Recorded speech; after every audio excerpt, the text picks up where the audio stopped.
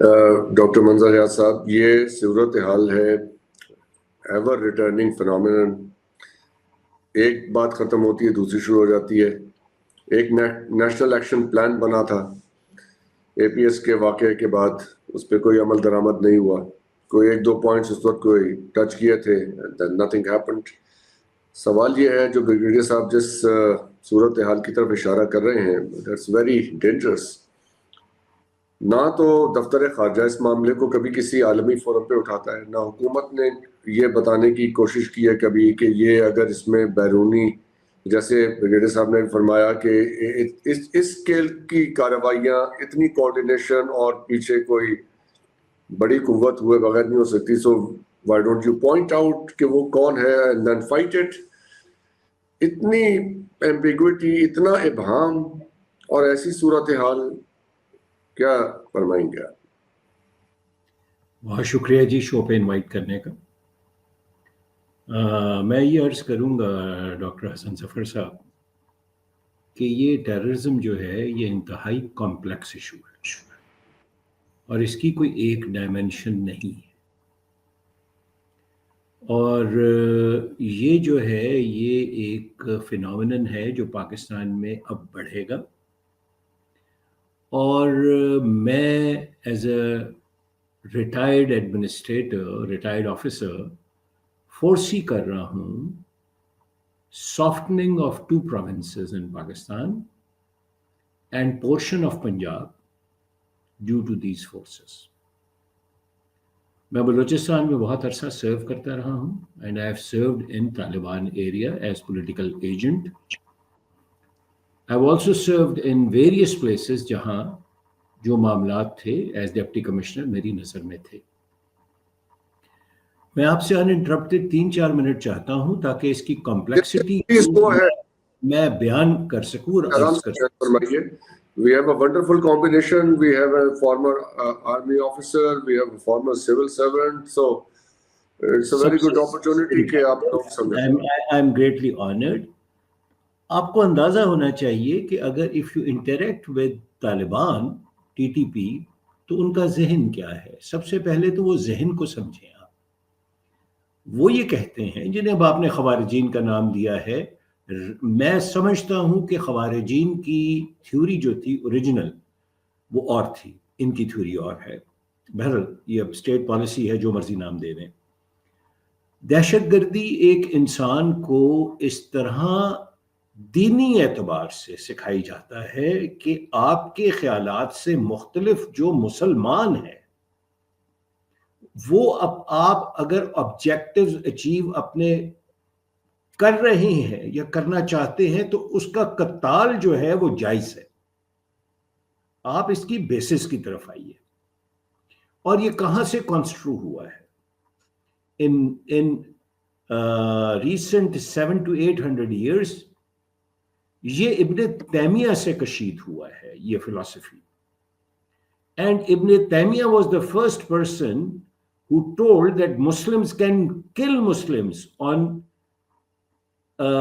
if they have different version of same ideology. میں اس کے اوپر کالم لکھ چکا ہوں and I was deeply criticized on that and I was very happy because I wrote the truth. میں نے ابن تیمیہ کو پڑھا ہوا ہے. اب آپ اس کی ہسٹوریکل اور انٹلیکچوئل روٹس جو ہیں جب آپ اسے سمجھتے ہیں تو آپ کو پھر سمجھ آتا ہے کہ آپ نے کتنا بڑا ظلم کیا 70s میں مدارس کے اندر.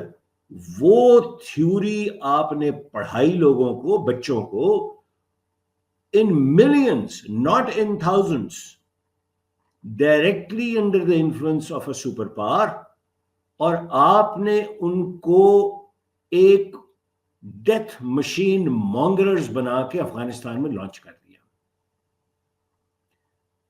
Who will take responsibility? Nobody will take responsibility. Cosmetics ہیں ساری، باقی ساری چیزیں cosmetics ہیں. آپ اس کے اندر اگر دیکھ لیں تو آپ کو اندازہ ہو جائے گا کہ اسامہ بن لادن کیسے پہنچا، اس کے خیالات کیا تھے، آپ کو اندازہ ہو جائے گا کہ کس طرح اسے افغانستان لایا گیا اور کس طرح ایک پورے ملک کا بادشاہ بنایا گیا. کمنگ آؤٹ آف ہسٹری، ہمارے پاس ٹو بی ویری آنےسٹ کوئی ایسی انسٹیٹیوشن نہیں ہے انکلوڈنگ اسٹیبلشمنٹ جو فکری لحاظ سے ان کا مقابلہ کر سکے. فکری لحاظ کا لفظ میں نے یوز کیا ہے. میرے پاس ایسے علماء نہیں ہیں، یعنی کیونکہ ہم نے تو پاکستان کو پریشر کوکر بنا دیا نا سر، کہ یہ غدار ہے، یہ غدار نہیں ہے، یہ اچھا بچہ ہے، یہ چھوٹا بچہ جو ہے خراب ہے. تو ہم نے اس پریشر کوکر کے اندر جو اپنی اسٹیٹ اپریٹس کو اس طرح یوز کیا کہ یہ سوچ جو ہے اتنی مضبوط ہو گئی اور اتنے بڑے جنات اس میں سے نکل آئے جس کے سامنے فوج بھی بے بس ہو گئی اور سول ایڈمنسٹریشن اور پولیس تو بیچاری کسی کھاتے میں نہیں ہے. میں آپ کو ایگزامپل دیتا ہوں. انجمن سپاہ صحابہ اینڈ سپاہ محمد، ان کو پنجاب میں لانچ کیسے کیا گیا؟ They had ammunition, they were killing each other, they were trained, they were massacring like it was a bloodshed like anything. میں آپ کو 20 سال پہلے کی بات بتا رہا ہوں. I had a very close interaction with in our lifetime. ہمارے دیکھتے دیکھتے I had a very close interaction with Anjuman Sipahi Sahaba and Sipahi Muhammad because I was Deputy Secretary at home in Punjab. And it was my job to interact with them, official job. Yes. پیچھے کون تھا سر؟ ذرا نام تو لینا. یہ آپ کے ساتھ جو حضرت صاحب بیٹھے ہوئے ہیں، نام تو لینا سر. کس نے کیا انہیں عام؟ دونوں مل کے لیجئے. آپ دونوں کا ہی کمبینیشن ہم سمجھتے ہیں کہ اٹ فارمز. میں آگے چلتا ہوں. میں سر بلیم گیم میں نہیں جانا چاہتا. میں سر آگے چلتا ہوں. اس کے بعد سر آپ نے ان کو پاکستان میں فنلنگ کی پیسے کی، اور پیسے کی فنلنگ کر کے آپ نے انہیں جو بنانا تھا آپ نے انہیں بنا دیا. لیکن ابھی ایک اور چیز ہے ڈاکٹر ریاض صاحب، بریگیڈیئر صاحب آپ کی بھی پیش خدمت ہے. چند مہینے پہلے ڈاکٹر ذاکر نائک صاحب تشریف لائے تھے پاکستان، سرکاری طور پہ آئے تھے. ان کے بارے میں بھی یہی معلومات ہیں ہماری. میں کوئی اس میں رائے نہیں رکھتا، اس لیے کہ میرا علم بہت ناقص ہے ان معاملات میں. تو I don't have an opinion about him or these things. یہ کہ ان کے بارے میں معلومات یہ ہیں کہ he represents that kind of ideology جس کی ابھی ڈاکٹر منظر حیات صاحب جس کے بارے میں ہمیں بتا رہے ہیں، ابن تیمیہ والی. I'm not certain کہ یہ وہی ورژن ہے کہ نہیں ہے. آپ کائنڈلی روشنی ڈالیے گا سر اس میں ذرا. اب وہ دوبارہ تشریف لائے ہیں in the midst of all this where we are fighting this menace. کیا ہو رہا ہے سر؟ آپ مجھے حکم فرما رہے ہیں بات میرے صاحب سے اوپینین لے رہا ہوں، پھر آپ کی طرف آتا ہوں. میں ذرا اس کے اوپر آپ کی رائے چاہوں گا کہ یہ کیا جو ان کا آئیڈیا آف اسلام ہے is that anywhere close to ابن تیمیہ جن کو آپ نے اسٹڈی کر رکھا ہے. I would like your opinion on that. جو تو ڈاکٹر منظر حیات صاحب نے بات کی، اس کے اوپر تو کوئی دو رائے ہو نہیں سکتی. It's a very literal very logical انہوں نے ساری جو بات کی ہے، and makes a lot of sense also. میرا پوائنٹ آف ویو یہ ہے کہ یہ جو ہے مطلب this is not something that is happened overnight, اور یہ تو بہت عرصے سے یہ چلتا آ رہا ہے اور پنپتا آ رہا ہے. جیسے ابھی ہم نے بات کی سپاہ صحابہ کی، سپاہ اور محمد کی، تو we then move into the sectarian part of the militancy, آپ کہہ لیں اگر کوئی اور لفظ استعمال نہیں کرتے ہیں تو.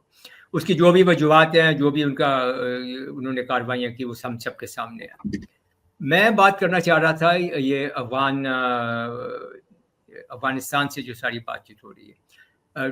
چلیں، ڈاکٹر صاحب نے اپنا بتایا کہ انہوں نے کہا نوکری کی ہے، سروس کی ہے.